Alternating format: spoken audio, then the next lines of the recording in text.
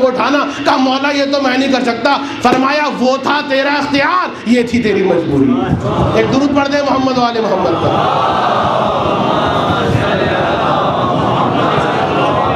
تو نئی نئی فرہنگیں, نئے نئے تمدن, نئے نئے مسائل, مرچوں کے مسئلے, لباس کے مسئلے, مثلاً پان کے مسئلے, یہ ساری چیزیں آ رہی ہیں, چھوٹی چھوٹی چیزیں. خطرناک کام یہ ہوا ہے کہ ایک جانب یہ دھار چلی ہے کہ اب جتنے ظلم ہوں گے عقیدہ جبر کے سائے میں, جتنے مکاریاں ہوں گی عقیدہ اختیار کے اور مختار کے سائے میں, اور اس کے ساتھ ساتھ پھر مرجئہ بھی آتے ہیں, اور پھر ارجاء کا عقیدہ سامنے آتا ہے, کہیں پر اشعری ہیں, کہیں پر معتزلی ہیں. تو یہ ساری کی ساری فکر کو اغوا کرنے کی سازشیں حکومت کی جانب سے ہو رہی ہیں. درود پڑھ دے محمد علیہ.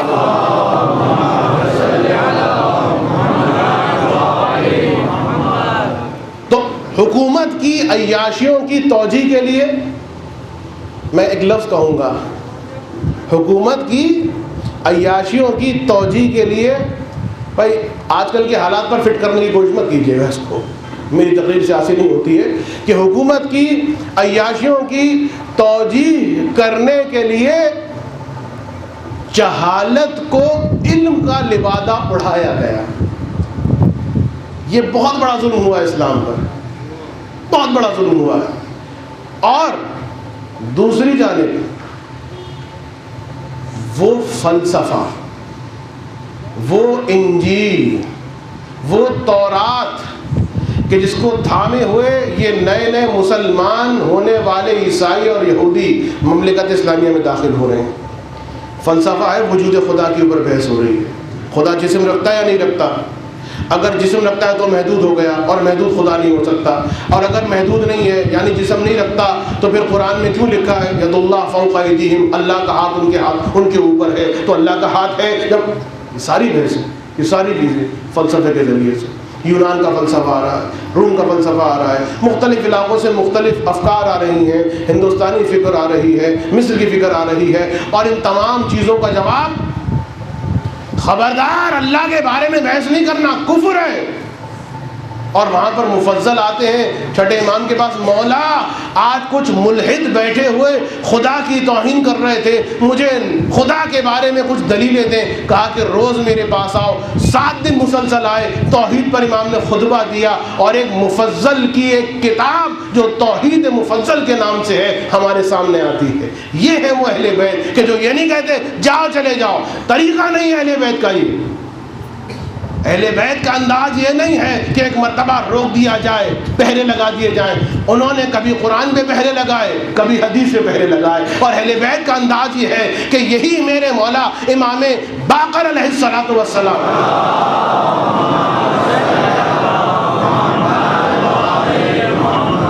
پوچھتے ہیں, وہاں روکا جاتا ہے خبردار خبردار, حرام, شرک شرک بدعت, اس کے بارے میں بات نہیں کرنا, بس بس بس. اور امام جواب دیتے ہیں, امام مطمئن کرتے ہیں. اور پھر یہی نہیں, جب کوئی چاہنے والا سوال کرتا ہے تو امام اس کو روکتے ہیں, مگر تو نے ہم سے دلیل کیوں نہیں مانگی؟ کہا مولا آپ نے کہہ دیا کافی ہے. کہا کہ نہیں, جو ہم کہہ رہے ہیں اس کی دلیل ہم سے سنتے جاؤ. اور پھر ایک مرتبہ ایک آدمی مولا کی خدمت میں آیا, مولا یہ بتائیے سر کا مسح کیسے ہوگا, سر کا مسح کس طرح کیا جائے گا, ذرا مولا سمجھائیے. امام نے فرمایا سر کے سامنے کے حصے کا تھوڑا سا مسح بھی, تھوڑا سا حصہ بھی اگر ہم اس پہ تم اپنے ہاتھ کو پھیر دو تمہارا مسح ہو جائے. کم مولا اس کی دلیل قرآن کی آیت پڑھی فامسحوا برؤوسکم, کہ اپنے سروں کا مسح کر لیا کرو. تو اب اس پوچھنے والے کے سمجھ میں آیا کہ یہ جو تھا مولا نے جواب دے دیا قرآن سے کہ سر کا مسح جو ہے وہ تھوڑا سا کرنا ہے, دلیل جو ہے اس آیت کو بنائی, چاہنے والا تھا, سن کے مطمئن ہو کے چلا گیا. اب باری آئی عام محدثین اور دین کے چیمپئنز, اور مولا کی اسی جملے پر اعتراض کر دیا اور کہا کہ دیکھیے یہ جو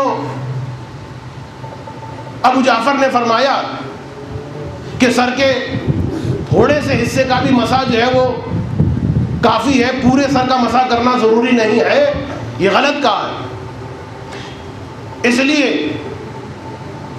کہ یہ جو آیت میں برؤسکم کی با جو ہے، تو با کا مطلب، اب سنیے گا تھوڑی سی بات ذرا زیادہ خوش ہو جائے گی، خوش تو چل ہی رہی ہے، کہ فمسحوا برؤسکم کا جو با ہے عربی میں ہر حرف کے معنی، با کا معنی ہے، فے کا معنی ہے، اور دوسرے حروف کے معنی ہیں، لام کا معنی ہے، تو با کے جو معنی ہیں تمام علماء ادب عرب نے یہ متفقاً فیصلہ دیا کہ با کا معنی کسی عربی کتاب میں، ادبی کتاب میں بعض کا نہیں آیا، تھوڑے سے حصے کا نہیں آیا۔ بس جب نہیں آیا تو امام نے یہ غلط کہا ہے کہ برؤسکم کی وجہ سے سر کا تھوڑا سا مسح ہو جائے گا، یہ کافی ہے، پورے سر کا مسح نہیں کیا جائے گا۔ تو کسی نے پوچھا اچھا بھائی یہ بتائیے کہ اگر با کے معنی بعض کے نہیں ہیں، کیونکہ اگر با کے معنی بعض کے ہو جاتے تو کیا ہو جاتا؟ فمسحوا برؤسکم یعنی اپنے سر کا، برؤسکم با سمجھا رہا ہے کہ تھوڑے سے حصے کا مسح کر لو۔ اچھا اگر با کا مطلب بعض نہیں ہے تو پھر کیا ہے، آپ سمجھا دیجئے۔ کا با کا مطلب ہے کہ اگر کوئی چیز کسی چیز سے مل کے گزرے تو اسے کہا جاتا ہے اس نے با کے معنی ادا کر دیے، جسے کہتے ہیں عربی میں الصاق۔ اگر کوئی چیز کسی چیز سے مل کے، توجہ سنیے گا پھر نتیجہ سننے میں مزہ آئے گا آپ کو، اگر کوئی چیز کسی چیز سے مل کے گزرے تو اسے کہا جائے گا کہ صاحب یہاں پر با کے معنی پورے ہو گئے۔ مثلا اگر کوئی یہ کہے مررت بالجدار، اور وہ دیوار سے الگ ہو کے گزرا، تو اس کو یہ کہنے کا حق نہیں ہے۔ ہاں اگر وہ دیوار سے چپک کے گزرا تو وہ یہ کہہ سکتا ہے مررت بالجدار، مررت میں گزرا، مررت بالجدار کا مطلب کیا بنا کہ میں دیوار سے چپک کے گزرا، مررت میں گزرا، جدار دیوار، اور یہ چپک کے گزرا ایسی با کا کارنامہ۔ تو جب وہ یہ کہہ چکے اور امام پہ اعتراض کر چکے کہ با کا مطلب بعض نہیں ہے، با کا مطلب الزاق کا ہے، چپک کے گزرنے کا ہے، مررت بالجدار کی مثال دی، تو اب کسی چاہنے والے نے یہ سوال کر دیا کہ اتنا بتائیے اگر وہ دیوار 20 فٹ کی ہے، اب نتیجہ آ رہا ہے، جنہوں نے جاگ کے سنا وہی لطف اٹھائیں گے، اور جنہوں نے پوری مجلس کو ویسے سنا تو بہرحال، تو اب مررت بالجدار وہ دیوار سے چپک کے گزرا، اگر دیوار 20 فٹ کی ہے تو اس کا مطلب یہ ہے کہ جب وہ چپک کے گزرا تو وہ بھی 20 فٹ کا ہو گیا۔ تو اب انہوں نے کہا کہ نہیں ایسی بات نہیں ہے، بس چپک جائے،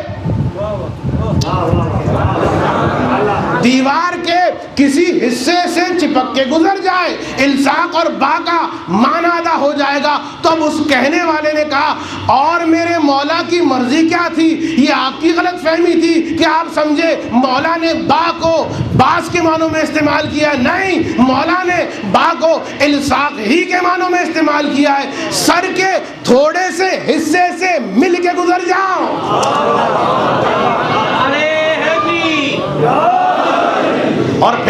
اور پھر اب ایک جملہ میں کہہ دوں تو نماز وہ چیز ہے، سارے مسلمان کہتے ہیں ان قبلت ما سوا وَإِن ردت ما سوا، کہ اگر نماز قبول ہو گئی تو سارے عمل قبول ہو گئے، اگر نماز قبول نہیں ہوئی تو سارے اعمال بیکار ہو گئے، رد ہو گئے، یہ سارے مسلمان کہتے ہیں۔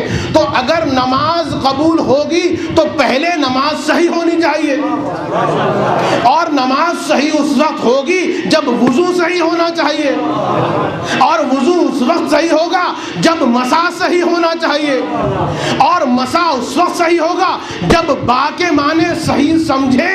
تو اگر با کے معنی نہ سمجھ میں آئے، مسح غلط، وضو غلط، نماز غلط، سارے اعمال بیکار. اور اسی لیے میرے مولا یہ کہہ کے چلے گئے تھے امت کی کل گمراہی کا سبب یہ ہے کہ انہوں نے با کی عظمت کو نہیں پہچانا. اس لیے کہ اگر یہ با کی عظمت کو پہچان لیتے تو اس نقطے کی عظمت کو بھی پہچان لیتے جو اس با کے نیچے ہے. وَأَنَا النُّقْطَةُ تَحْتَ الْبَاءِ.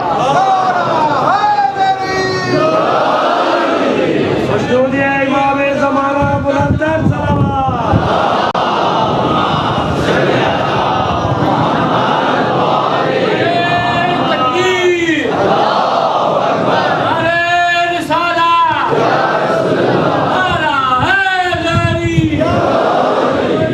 تو اس انداز میں اسلام پہ افکار مسلمین پر حملہ ہو رہا ہے ظالموں کی عیاشیوں کی توجیہ کرنے کے لیے. عقیدہ جبر کو پھیلایا جائے گا, عقیدہ ارجاء کو پھیلایا جائے گا, عقیدہ قدر کو پھیلایا جائے گا, اور اس قسم کے نئی معلوم کون کون سے عقائد معتزلہ اور اشعریہ کے پھیلائے گئے کہ جن کے ذریعے سے ان کی عیاشیوں کو درست کیا گیا. اور ادھر ائمہ علیہم السلام اسی حملے کے خلاف جہاد کرتے دکھائی دیتے ہیں. اور یہی وہ ایرا ہے, یہی وہ زمانہ ہے کہ جس میں اب امام باقر ان شاگردوں کی تاسیس کر رہے ہیں, ان شاگردوں کو آمادہ کر رہے ہیں کہ جو داخلہ لیں گے امام جعفر کی یونیورسٹی میں. اور پھر ہمیں ملتا ہے کہ اس انداز میں امام نے نشر و اشاعت علم کی ہے کہ ہم دیکھتے ہیں کہ جناب محمد ابن مسلم فرماتے ہیں کہ میں نے امام سے سوال کیے, امام نے جواب میں حدیثیں بیان کی, اور جب میں نے شمار کیا تو کل سوالات اپنی زندگی میں جو میں نے امام سے کیے, جو امام کی زندگی میں میں نے امام سے کیے, ان کی تعداد ہے 30,000. 30,000 سوالات کیے ہیں اور امام نے جواب دیا ہے. اور ادھر جناب جابر جوفی, جابر ابن عبداللہ انصاری نہیں, جابر ابن یزید جوفی, یہ امام کے ایک انتہائی قریبی شاگرد ہیں, یہ فرماتے ہیں میں نے امام سے 75,000 سوالات کیے. اور پھر ایک راوی بیان کرتے ہیں کہ جس وقت حج کا موسم ہوتا تھا اور دنیا ہر طرف پریشان پھر رہی ہے, حکومت انہی خطیبوں کو سامنے لے کر آ رہی ہے, انہی علماء کو سامنے لے کر آ رہی ہے جو حکومت کی موافقت میں فتوے دیں, جو حکومت کی موافقت میں جواب دیں, جو حکومت کے کاموں کو جائز قرار دیں, چاہے خطیب ہو, چاہے شاعر ہو, چاہے عالم ہو. لیکن اب یہ جو ڈاکٹر نہیں ہیں, جو کمپاؤنڈر بھی نہیں ہیں, وہ کیا علاج کریں گے, وہ کیا دوا دیں گے؟ لہذا لوگ پریشان پھر رہے ہیں. اور راوی کہتا ہے واللہ جس وقت حج کے موسم میں یہ میرا مولا 5واں امام اپنا خیمہ نصب کرتا تھا تو علم کے پیاسے اس طرح سے ٹوٹ پڑتے تھے امام پر, اس طرح سے سوالات پہ سوالات کیا کرتے تھے کہ میں بیٹھا تھا اور ایک ہی نشست میں میرے اس مولا سے مختلف لوگوں نے, کہ کوئی روم سے آ رہا ہے, کوئی ہندوستان سے آ رہا ہے, کوئی عراق سے آ رہا ہے, کوئی شام سے آ رہا ہے, 1000 مختلف نوعیت کے سوال, کوئی کیمسٹری کا سوال کر رہا ہے, کوئی قرآن کا سوال کر رہا ہے, ہر سوال کا جواب بھی دیتے جا رہے ہیں. اور دلیل ہوگی تو قرآن کے ذریعے سے, حدیث کے ذریعے سے. ایک درود پڑھ دیں محمد و آل محمد.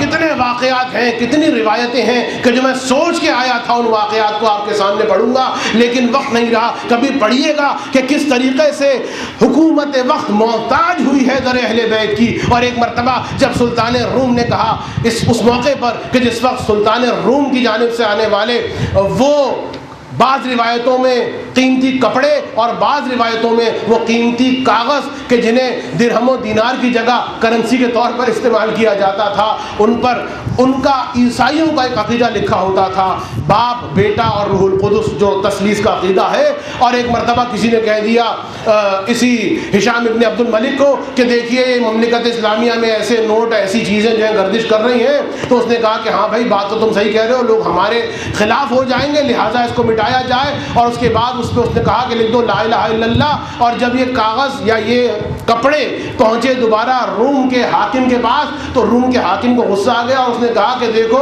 دوبارہ سے جو ہمارا ڈیزائن تھا وہی جاری کیا جائے, ورنہ میں تمہارے رسول پر معاذ اللہ کو گالیوں والے جملے ان پر لکھواؤں گا اور ساری مملکت اسلامیہ میں پھیلا دوں گا. یہ پورا ایک تفصیلی واقعہ ہے. اس موقع پر پیشانی پر پسینے آ گئے, سارے علماء, سارے وہ ریڈی میڈ امام جمع ہو گئے, کچھ سجھائی نہیں دے رہا تھا. کسی نے کہا کہ ہر موقع پر تم غافل ہوتے ہو, ہر موقع پر تم بھلا دیتے ہو, ارے وہ امام باقر علم کا بہتا ہوا سمندر موجود ہے, کیوں پریشان ہو. اور ایک مرتبہ امام باقر کو بلایا گیا, میں تفصیل نہیں پڑھ رہا لیکن سوچئے اسی موقع پر, اور امام بہت سارے ضروری کام, اس لیے کہ فرمایا کہ اب رسول کی شان میں گستاخی ہونے والی ہے, ہم ہیں مدافع ناموس رسالت, لہذا سارے کام چھوڑے. اور ایک مرتبہ امام پہنچے اور پھر خلیفہ سے کہا کہ سنو تم پریشان نہ ہو, وہ جو دھمکی دے رہا ہے خدا اس کو اتنی فرصت ہی نہیں دے گا کہ وہ اپنے اس ملعون کام کو انجام دے. آؤ میں تمہیں سکھاتا ہوں, ختم کر دو اس کی ساری کرنسی, میں تمہیں سمجھاتا ہوں. سکے بنانے سکھائے, 30 سکے منگوائے, 10 مثلاً چاندی کے, 10 مثلاً سونے کے, 10 مثلاً تانبے کے, اور پھر ان کے اوزان بنائے. یہ 10 سکے اتنے مسقال کے, وہ 10 سکے اتنے مسقال کے, اور پھر اس کے بعد فرمایا کہ ان کو ملانے کے بعد ان کے وزن کو اتنی عدد سے ڈیوائڈ کرو, اور اس کے بعد جو حاصل ہو جائے تو اب شیشے کے سکے بنائے, شیشے کے سانچے بنائے, اور ایسا سانچا کہ جس پر دونوں جانب وہ کلمات لکھے ہوئے ہیں کہ جو بعد میں موافق اسلام بھی تھے اور مملکت اسلامیہ میں جاری ہوئے. تو اب ایک مرتبہ امام کے کہنے پر وہ سکے جاری ہوئے, وہ سکے ڈھلے, اور اس کے بعد امام نے کہا کہ مملکت اسلامیہ میں سکے پھیلا دو اور کہہ دو اگر کوئی ان کے علاوہ روم کے اس کرنسی سے خرید و فروخت کرے گا تو باقاعدہ امام نے فرمایا تھا کہ خلیفہ مسئلہ انتہائی سخت ہے, آرڈر جاری کر دو کہ پھر اسے قتل کر دیا جائے گا. ایک مرتبہ یہ سارے سکے پھیل گئے, اور ادھر بادشاہ روم نے جب پوچھا کہ اب میں اب میں وہ کرنسی بھیجنا چاہتا ہوں, تو شاید کسی نے کہہ دیا ہوگا کہ اب کوئی فائدہ نہیں ہے, اس لیے کہ ہمیشہ دھٹکارتے ہیں آل محمد کو, لیکن یہ آل محمد ہیں کہ جب ان کو پکارا ہے, چاہے اس نے پکارا ہو کہ جس نے حسبنا کتاب اللہ کہہ دیا ہو اور بعد میں کہا ہو لولا علی, اور چاہے زمانے کا خلیفہ ہو, ہر دور میں جب بھی امام پر, جب بھی اسلام پر مشکل آئے گی تو امام مدد کریں گے. یاد رکھو, ایک جملہ کہنا چاہتا ہوں, جب بھی اسلام پر مشکل آئے گی, چاہے خلیفہ کوئی کیوں نہ ہو, چاہے انسان کوئی کیوں نہ ہو, امام جب دیکھیں گے کہ اسلام پر وقت آ رہا ہے تو امام مدد بھی کریں گے. کبھی سکہ بنا کے مدد کریں گے, اور کبھی کسی کو مشورے دے کر مدد کریں گے. تو مشورہ دینا امانت ہوتا ہے, دوستی نہیں ہوتا. ایک درود پڑھ دیجئے محمد و آل محمد.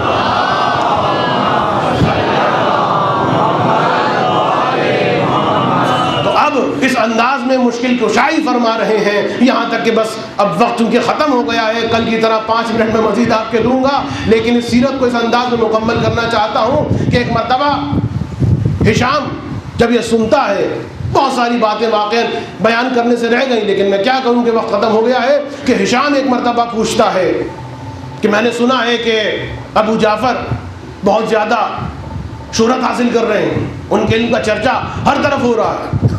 تو ایک مرتبہ کسی نے کہا کہ ہاں ایسی بات بالکل درست ہے, لوگ ان کے گرویدہ ہوتے جا رہے ہیں. کہا کہ کوئی طریقہ نہیں ہے کہ ان کو رسوا کیا جائے. میں نے کہا تھا نا ہشام ابن عبد الملک خبیث ملعون, کوئی طریقہ ہے ان کو. اور اس کے بعد جب کسی نے کوئی مشورہ نہیں دیا تو یہ پہلا خلیفہ ہے کہ جس نے عجیب طریقہ اختیار کیا العیاذ باللہ امام کو رسوا کرنے کا. اور مدینے کے حاکم کو کہ جہاں امام تشریف فرما تھے, کہا کہ فوراً ان کو بھیجو, ان کے بیٹے کے ساتھ بھیجو, یعنی 5ویں امام اور 6ٹھے امام. اور جس وقت دمشق میں پہنچے تو اب تفصیل ہے کہ پہلے سے خلیفہ نے سوچا ہوا تھا کہ ان کی انسلٹ کرنی ہے, ان کی شخصیت کو گرانا. لہٰذا جب وہ آئے, اور سرکاری اعتبار سے سرکاری مہمان, لوگوں کو تو یہ کہا کہ ہم ملنا چاہتے ہیں, لیکن امام کو رکھا 6ٹھے امام کے ساتھ انتہائی معمولی سی اور محقر سرائے کے اندر, اور 3 دن تک کسی قسم کا کوئی جواب نہیں, کسی قسم کی کوئی بات نہیں, کہ جیسے آپ کو اتنے اہم نہیں ہیں کہ ہم آپ کی خاطر بہت جلدی آپ کا 3 دن تک امام بیٹھے رہے. یہ سارا طریقہ ہے, جاہلوں کا انداز ہوتا ہے, جاہلوں کا یہ طریقہ ہوتا ہے کہ کسی عالم کو آ کے گالی دیتے. جاہلوں کا یہ طریقہ ہوتا ہے کہ لعنت دے کے چلا جائے اور نعرے لگا کے چلا جائے، یہ عالموں کا طریقہ نہیں ہوتا. عالم کا طریقہ بردباری ہے، عالم کا انداز علم ہوتا ہے، صبر کرتا ہے. اور اب بہت ساری باتیں آ رہی ہیں، لیکن بہرحال تو اب 3 دن گزر گئے اور 3 دن کے بعد دربار کو سجاتا ہے. اب اس کمبخت کے پاس کوئی عالم تو تھا نہیں، کوئی مفسر تو تھا نہیں، کوئی فلسفی تو تھا نہیں، کوئی علم رکھنے والا انسان، حتیٰ کوئی اچھا ڈھنگ کا ادیب بھی نہیں تھا. تو کرے تو کیا کرے، کس طرح مقابلہ کرے امام کا، کس طرح امام کی انسلٹ کرے. عجیب نرالا انداز، یعنی اس کے نہ پہلے نہ اس کے بعد کسی خلیفہ نے انداز اختیار کیا. اور اس نے کیا کیا کہ جس وقت امام آئے اپنے دربار کے اندر مختلف وہ تختۂ مشق لگا دیے کہ جس پر تیر اندازی کی جاتی ہے، تیر مارنے کی جس پر پریکٹس کی جاتی ہے، کہ دور سے کھڑا ہو کے ایک آدمی جو ہے وہ کمان میں تیر جوڑتا ہے، اس کے بعد وہ تیر چھوڑتا ہے اور پھر وہ ہدف پہ جا کے لگتا ہے. ایسے 4-5 ہدف لگا دیے اور کچھ مشتاق لوگوں کو جو ایکسپرٹ تھے ان کو بلایا اور کہا کہ امام آئے اور اب یہ بیٹھا ہوا ہے. اور امام نے آ کے جو سلام کیا تو وہاں طریقہ تھا کہ خلیفۃ المسلمین کو سلام کرنا. امام نے مجموعی سلام کیا، السلام علیکم. اور پھر امام کا جب یہ سلام کرنے کا انداز دیکھا تو باقاعدہ اس میں بھی وہ ناراض ہو گیا کہ خاص مجھے سلام کیوں نہیں کیا. اور پھر اس کے بعد وہ یہ کہتا ہے کہ اہلاً و سہلاً فرزند رسول، آئیے خوش آمدید. میں چاہتا ہوں دیکھیے ہمارے یہاں یہ تیر کمان سجے ہوئے ہیں، مشق ہو رہی ہے، مقابلہ ہو رہا ہے، جائیے آپ بھی کچھ تیر چلائیے. اب امام کا سن بھی زیادہ ہو چکا ہے، جائیے آپ جا کر کچھ تیر چلائیے، ہم دیکھنا چاہتے ہیں کہ آپ کو کتنا آتا ہے تیر چلانا. امام نے فرمایا کہ بھائی میرا جو سن ہے وہ اس کام سے گزر چکا ہے، مجھے معاف کرو.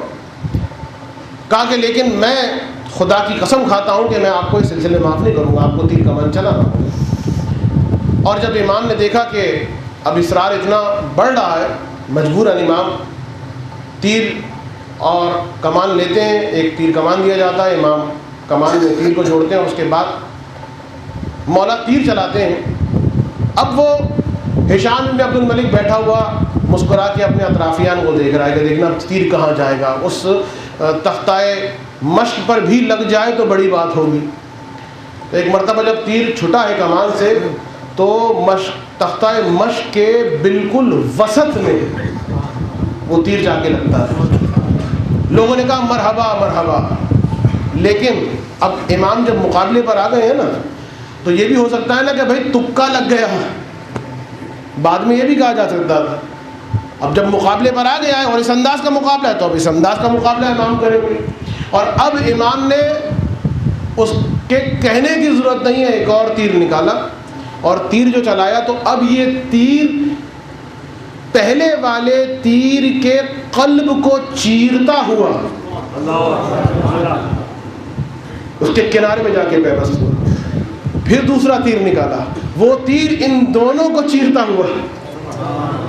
اور پھر اس کے بعد ایک پر ایک یکے بعد دیگرے امام نے تاریخ میں لکھا ہے 9 تیر ایک جگہ میں پیوست کر دیے.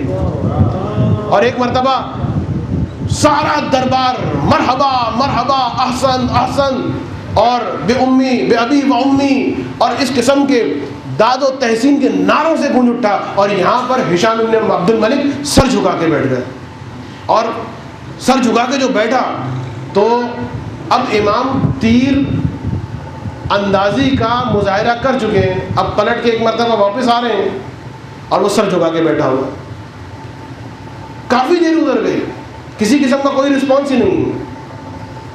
تو جب امام نے دیکھا یہ بھی ایک توہین کا انداز ہے کہ بیٹھا ہوا کوئی جواب ہی نہیں. مرتبہ امام ششم فرماتے ہیں کہ میں نے دیکھا کہ میرے بابا کے چہرے پر جلال کے آثار رونما ہوئے اور میرے بابا نے آسمان کی جانب دیکھنا شروع کیا. یہ وہ حالت ہوتی تھی کہ جب یہ حالت ہو جائے امام کی تو کچھ ہونے والا ہوتا. اور ایک مرتبہ کسی نے کوہنی ماری خلیفہ کو اور اس نے دیکھا ڈر گیا اور اس نے کہا کہ بسم اللہ بسم اللہ آئیے. اور امام کو اپنے کرانے بٹھایا، دانے امام ششم کو بٹھایا. اور اب بعض باتیں اس نے کی ہیں، تفصیلی گفتگو ہے، میں صرف خلاصہ کر رہا ہوں کہ ایک جملہ اس نے کہا کہ آپ یہ بتائیے ماشاءاللہ اتنی اچھی تیر اندازی آپ نے کی، ہمیں بتایا کیوں نہیں کہ آپ کے بیٹے کو بھی آتی ہے تیر اندازی، ایسی اتنا ہی ایکسپرٹ ہے وہ بھی ماشاءاللہ. امام نے فرمایا کہ ہم خاندان اہل بیت اور ہمارے خاندان کا یعنی ہم اہل بیت کا ایک ایک فرد یکے بعد دیگرے اس کمال کا حامل ہوتا ہے جس کمال کی جانب خدا نے اس آیت میں اشارہ فرمایا تھا، الیوم اکملت لکم دینکم۔ وہ کمال جو غدیر کے میدان میں نازل ہوا تھا، ہم اہل بیت اسی کمال کے حامل ہیں، اور یہاں پر فرق نہیں پڑتا چاہے 2 برس کا بچہ ہو چاہے 60 سال کا بوڑھا ہو۔ ایک درود پڑھ دیں محمد والے محمد۔ بس میں ختم کر رہا ہوں، اسی واقعے کو مکمل کر دوں کہ پھر ان کی گفتگو شنید ہوتی ہے، اور کچھ جواب امام دیتے ہیں ولایت علی کے بارے میں، علی کے فضائل کے بارے میں اور حقانیت اہل بیت کے بارے میں، کہ ناراض ہو کے گھبرا کے ہشام کہتا ہے اچھا اب یہ بتائیے کہ آپ کیا چاہتے ہیں۔ امام نے فرمایا اپنے گھر والوں کو مدینے میں پریشان چھوڑ کے آیا ہوں، میں اپنے گھر واپس جانا چاہتا ہوں۔ اور امام جب وہاں سے نکلے تو نکلتے وقت بھی ایک ایسا واقعہ ہو گیا کہ ہشام نے، یہ ہے پروردگار کی قدرت، کہ ہشام نے سوچا تھا کہ خاندان عصمت و طہارت کو ذلیل و رسوا کرے گا الیاذ باللہ، لیکن یہاں تو کیا دربار کے مرحبا اور تحسین کے نعرے، حد تو یہ ہے کہ ایسا واقعہ ہو گیا کہ مسلمان تو مسلمان، جو غیر مسلم عیسائی ہیں وہ بھی امام کی عظمتوں کے قائل ہو گئے۔ اس لیے کہ جب محل سے نکلے ہیں میرے مولا، قصر سے نکلے ہیں میرے مولا، تو قریب ہی ایک چوراہا تھا، عیسائیوں کا رش لگا ہوا تھا، اس لیے کہ جو ان کا پوپ تھا سب سے بڑا اسقف، وہ سال میں 1 مرتبہ یہاں پہ آتا تھا، اور جو آدمی جو بھی سوال کرتا تھا اس کو جواب دیتا تھا، بہت بڑا عالم تھا۔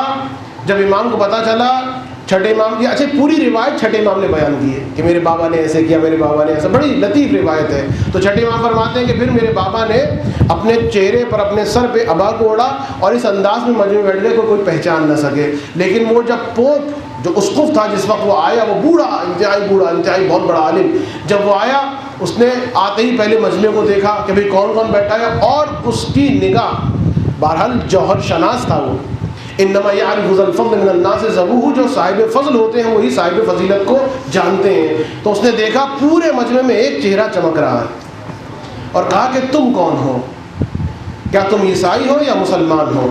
فرمایا کہ میں مسلمان ہوں۔ اب اس کا دوسرا سوال، یہ بتاؤ کہ تم مسلمانوں کے علماء میں سے ہو یا جاہلوں میں سے ہو؟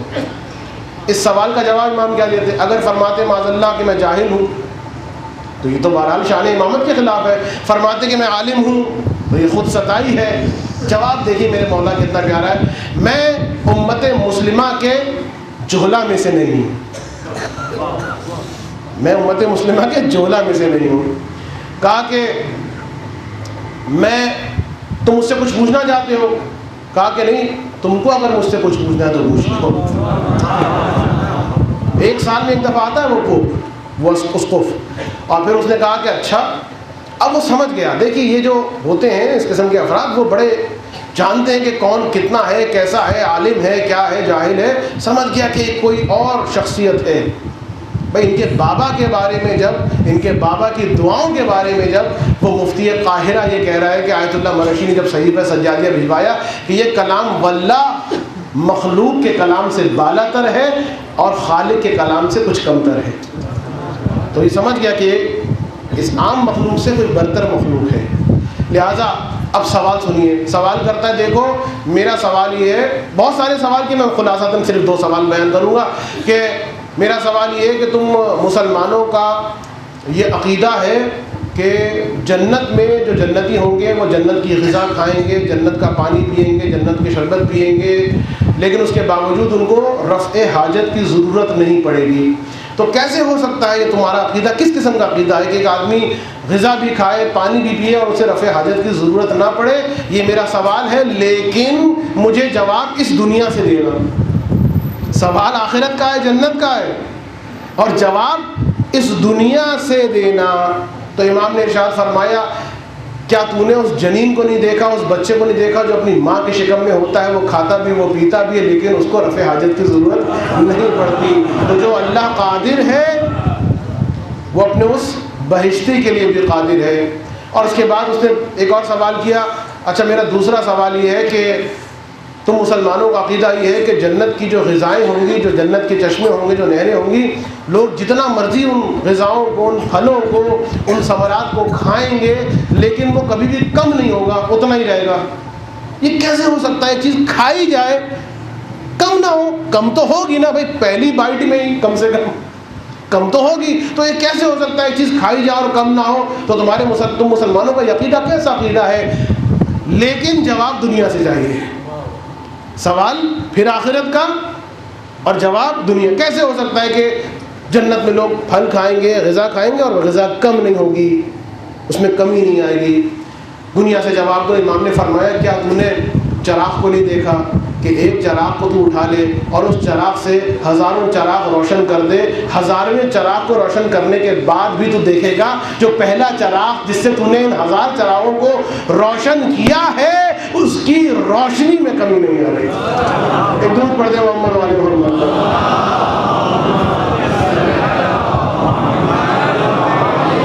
اور پھر کچھ اور اس نے سوالات کیے، جو وقت نہیں ہے میرے پاس، میں ارتباط مسائل کرنا چاہتا ہوں۔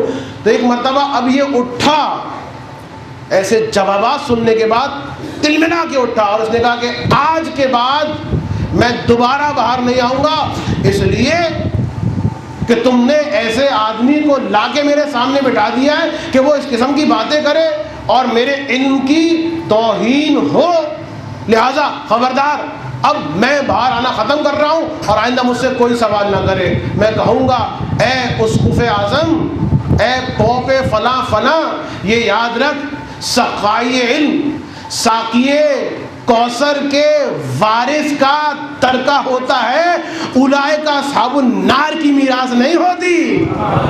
ایک درود پڑھ دیں محمد والے محمد پر۔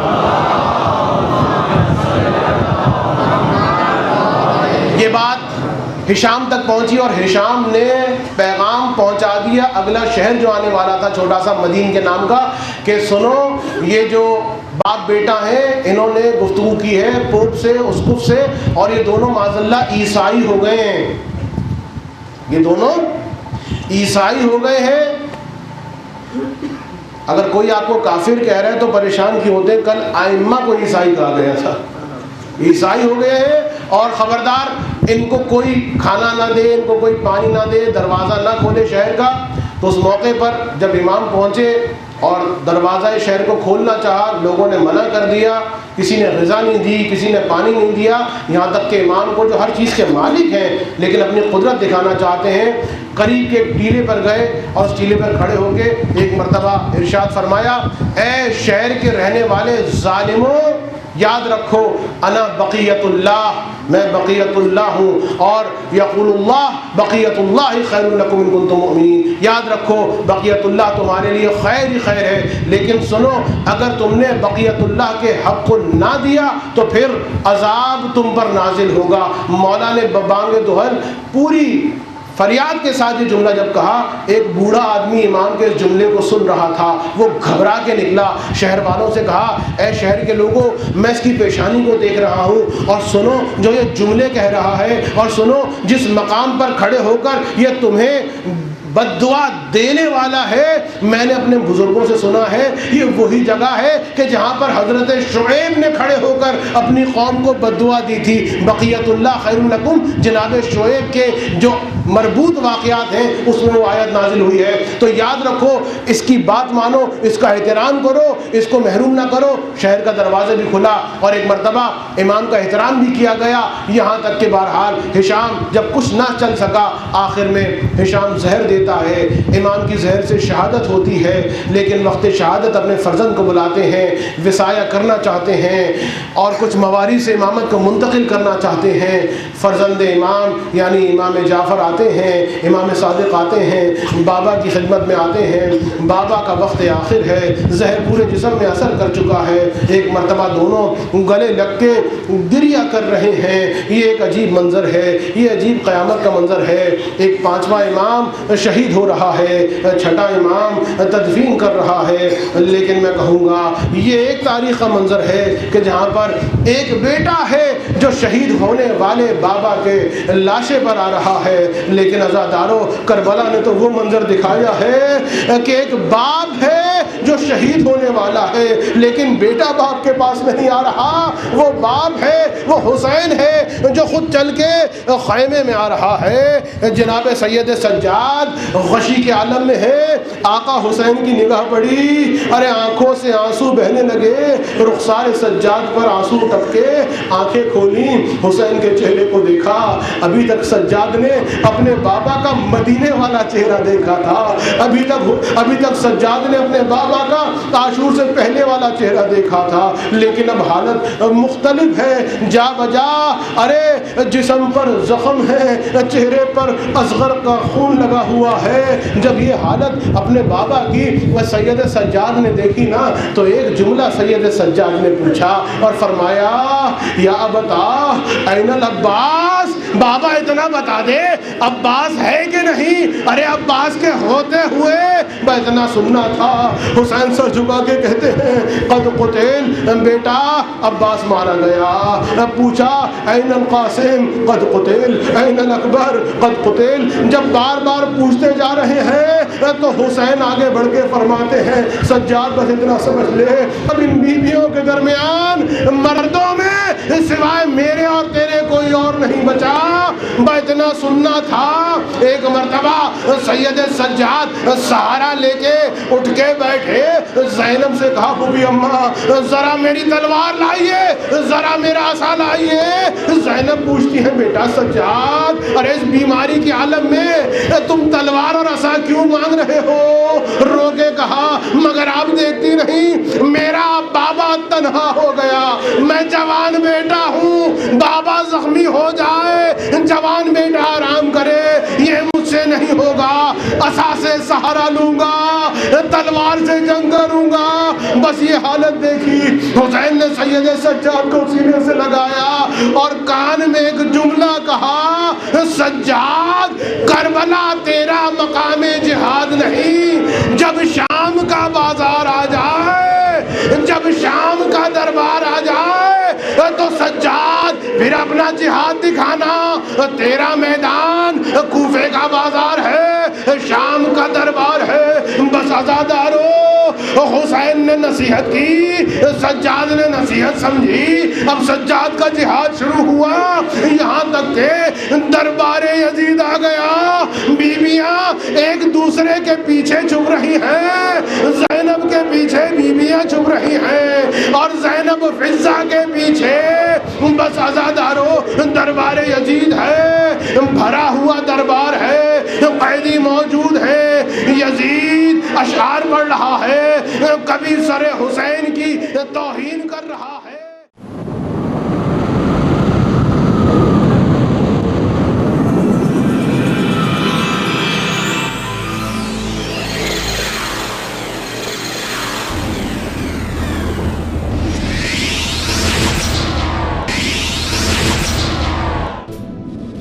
ورلڈ اسلامک نیٹ ورک نے 70 سے زیادہ کتابیں مختلف موضوعات پر شائع کی ہیں۔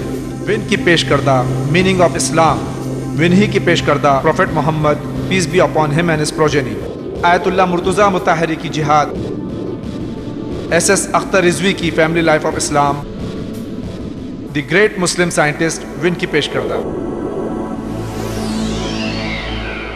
اگر آپ ان کتابوں کو مفت حاصل کرنا چاہتے ہیں تو ہمیں فوراً لکھیے۔ ہمارا پتہ ہے ورلڈ اسلامک نیٹ ورک 6769 حضرت عباس علیہ السلام اسٹریٹ، ڈونگری، ممبئی 9۔